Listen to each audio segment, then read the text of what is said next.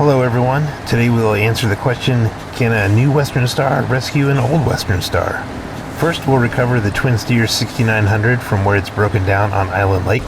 Then we'll head to Smithville Dam and drag the old white Western Star 4964 back to the garage. But before we rescue the TwinSteer, we have to get to Island Lake. I opted to go through the flooded road at the south end of the Smithville Dam map.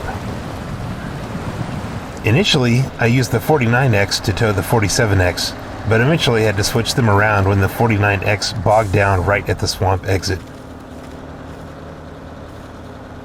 Eventually, a combination of winching and pulling the truck freed the 49X.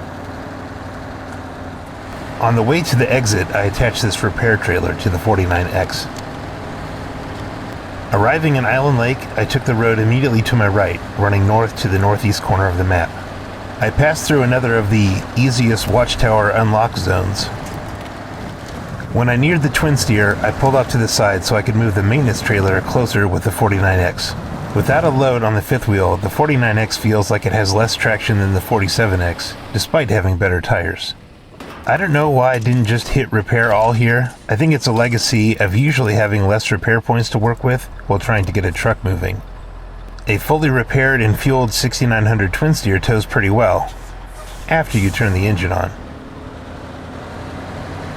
I'm surprised I didn't bang that trailer.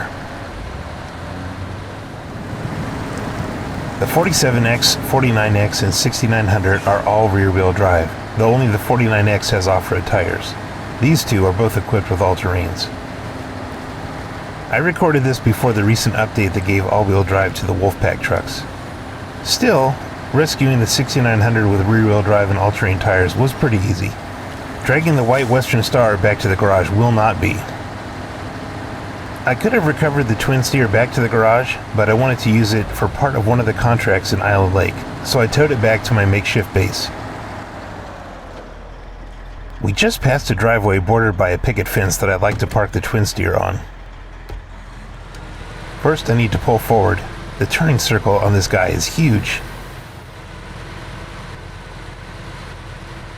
Okay, all straight, time to shut it down. And I'll put the 47X next to it. Alright, with that, it's time to get back to Smithville Dam. Ridiculous? Yes, but pretty fun at the same time. And a pretty efficient way to get these two trucks to the same place. I really couldn't tell I had the maintenance frame 47X stacked on the blue one. It definitely didn't keep me from going max speed.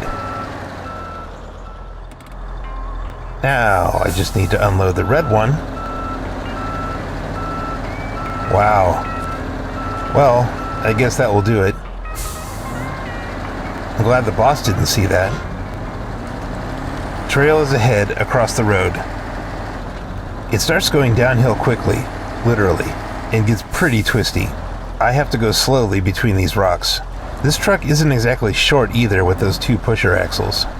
I've never stopped to read this sign before. Water subject to sudden rise and violent turbulence. Dang. Well, luckily the weather today is fine.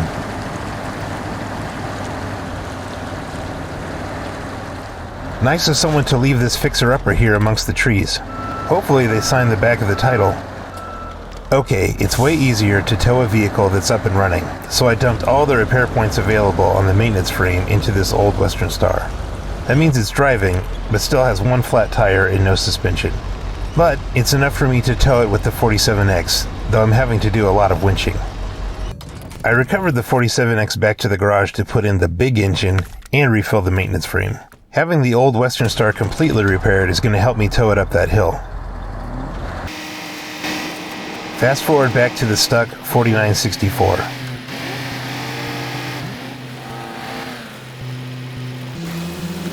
Now it's time to start the process of winching the old truck forward, then driving the 47X further up the hill to reset and repeat the process. Reset number 3. I went for reset number 4 and slid down, leaving my tires in the air. Reset 5. Reset number 6.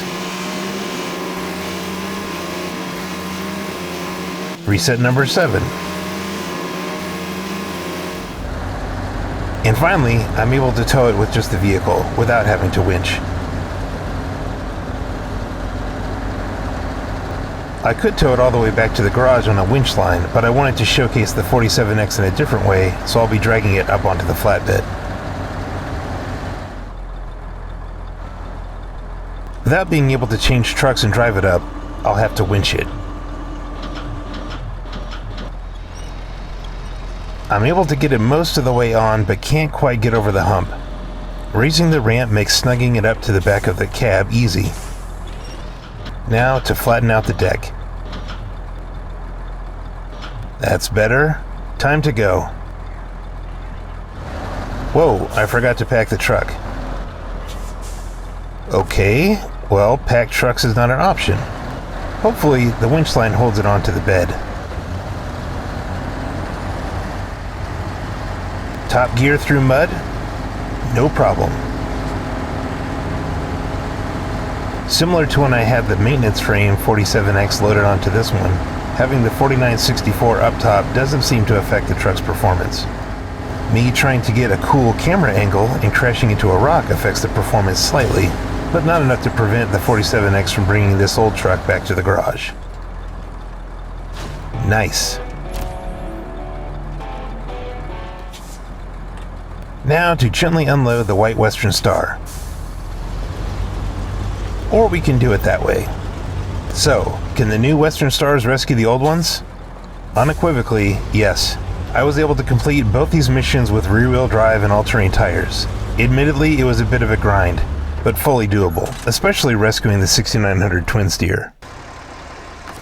What's up next? Well, there's lots of work to do in Island Lake, and most of the trucks I have there are on all-terrain tires. So, first up for me is to bring a load of trucks there with off-road tires.